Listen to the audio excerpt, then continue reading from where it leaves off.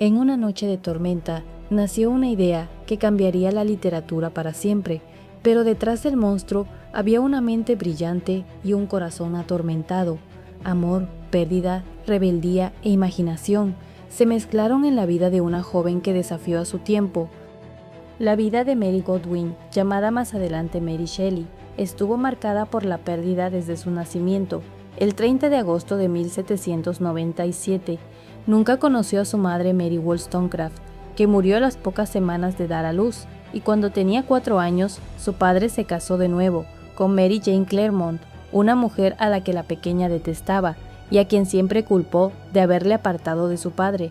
Por su parte, William Godwin era un escritor y filósofo, de ideas muy liberales para su tiempo. Describía el matrimonio como un monopolio represor y promocionaba las ideas feministas de su primera esposa, Mary Wollstonecraft, y aceptó sin problemas a Fanny Imlay, la hija que su esposa había tenido en una relación extramarital, algo que a los ojos de la sociedad inglesa bienestante resultaba escandaloso. A pesar de esta reputación y de estar constantemente endeudado, William Godwin aún pudo procurarle una buena educación a su hija, que contó no solo con la rica biblioteca de sus padres, sino también con un tutor y una institutriz. Entre el grupo de intelectuales de los que Godwin se rodeaba estaba Percy Bysshe Shelley, un joven que consideraba al escritor como un padre intelectual y que llegó a ocuparse de sus deudas durante un tiempo. Era 1814. Mary Godwin tenía 16 años, 5 menos que aquel muchacho, que se convirtió en su primer y gran amor. La relación desde el principio tuvo tintes escandalosos. Para escapar de las miradas, se daban cita en un cementerio, donde probablemente Mary quedó embarazada de él. Shelley estaba en una posición delicada, puesto que estaba casado y además su esposa también estaba embarazada, y ya no podía seguir pagando las deudas de William Godwin. La solución que encontraron los dos amantes fue fugarse y llevarse con ellos a Claire Clairmont, la hermanastra adolescente de Mary. Ambas se llevaban bien, a pesar de la mala relación que había con su madre. Viajaron hasta la ciudad suiza de Lucerna, pero la aventura fue breve, ya que carecían del dinero para subsistir. En menos de 3 meses, estaban de vuelta en Inglaterra, donde les esperaba un fuerte rechazo, incluso por parte de William Godwin. Los tres vivieron durante más de un año en una relación de amor libre, subsistiendo gracias a las rentas familiares de Shelley.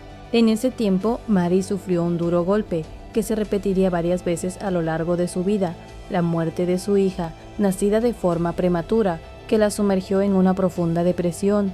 La muerte la había acompañado desde su nacimiento, y en su huida hasta Suiza había tenido ocasión de verla en primera persona, en una Europa devastada por las guerras napoleónicas. En su mente empezaron a nacer los monstruos a los que pronto daría forma. En mayo de 1816, Percy Shelley decidió llevar a Mary al pueblo suizo de Cologny, en las orillas del lago Lemán, convencido de que su soleado clima ayudaría a levantarle el ánimo, que también había mejorado desde el nacimiento del segundo hijo de la pareja, William, en enero de ese mismo año. Fueron invitados a la elegante villa de Odati por el poeta Lord Byron, que había empezado una aventura con Claire, la hermanastra de Mary. Contrariamente a lo esperado, el clima de ese año fue terrible, tanto que 1816 se conocería como el año sin verano. La lluvia les impedía salir de la mansión, a menudo durante días enteros. Así, lo que debían ser unas divertidas vacaciones se convirtieron en una serie de veladas junto al fuego, en las que el grupo se entretenía leyendo historias de fantasmas, y fue en una de esas veladas donde nació el germen del monstruo que perseguiría a Mary el resto de su vida. Byron propuso al grupo que cada uno escribiera una historia de terror. Sin embargo, a ella no se le ocurría ninguna idea y empezó a sufrir una creciente ansiedad. Una noche, la conversación derivó hacia la naturaleza de la vida y si ésta podía ser generada de forma artificial. Cuando Mary se fue a dormir, de repente tuvo una visión que definió como un siniestro terror. Vi al pálido estudiante de las artes prohibidas, arrodillado junto a la cosa que había creado. Vi el espantoso fantasma de un hombre tendido, y luego, por obra de algún potente mecanismo, mostró signos de vida y se agitó con un movimiento inquieto y antinatural. Espantoso como era, porque sumamente espantoso sería cualquier esfuerzo humano para burlarse del mecanismo estupendo del creador del mundo. Inmediatamente empezó a trabajar en lo que suponía que sería solo un pasatiempo, pero acabaría convirtiéndose en la obra por la que sería recordada. La historia crecía, alimentada por los propios fantasmas de Mary, el sentimiento de pérdida por la muerte de su madre y su primera hija, y la separación de su padre, dieron luz a una novela sobre la muerte y la vida, la responsabilidad de la paternidad y las consecuencias de desafiar al orden establecido. Frankenstein, o el moderno Prometeo, la historia de un hombre atormentado que desafía a la propia naturaleza, crea un ser destinado a no tener lugar en el mundo, lo rechaza junto con su responsabilidad por haberlo creado y finalmente causa la muerte de sus seres más queridos y lo condena a la soledad. La novela se publicó por primera vez en 1818 y el hecho de que se hiciera anónimamente da una idea de lo escandalosa que resultaba incluso para su propia autora, que diría años después: ¿cómo pude yo, entonces una muchacha joven, idear y explayarme en una idea tan horrible? A pesar de ese sentimiento de horror, la segunda edición ya llevaba su nombre, y en ediciones posteriores, publicadas a partir de 1831, Mary sometió su creación a una revisión profunda y la purgó de algunos de sus pasajes más perturbadores. A pesar de sus ideas liberales sobre el matrimonio, a su regreso de Suiza, la pareja se casó para contentar a sus familias. Así, Mary Godwin se convirtió en Mary Shelley, el nombre por el que sería recordada. El matrimonio supuso un punto de inflexión agridulce. Por una parte, permitió la reconciliación con su padre, pero por otro lado, fue precedido por el suicidio de la anterior esposa de Percy. Y es que la muerte no daba tregua a Mary. En 1816 se suicidó su hermana Fanny Imlay, hija de su madre, antes de que se casara con Godwin. En 1818, mientras los Shelley se encontraban de viaje por Italia, su hijo William enfermó y murió. En 1819 lo haría también Clara, su tercera hija, y finalmente en 1822 sufrió un aborto en el que casi perdió la vida ella misma a causa de la hemorragia.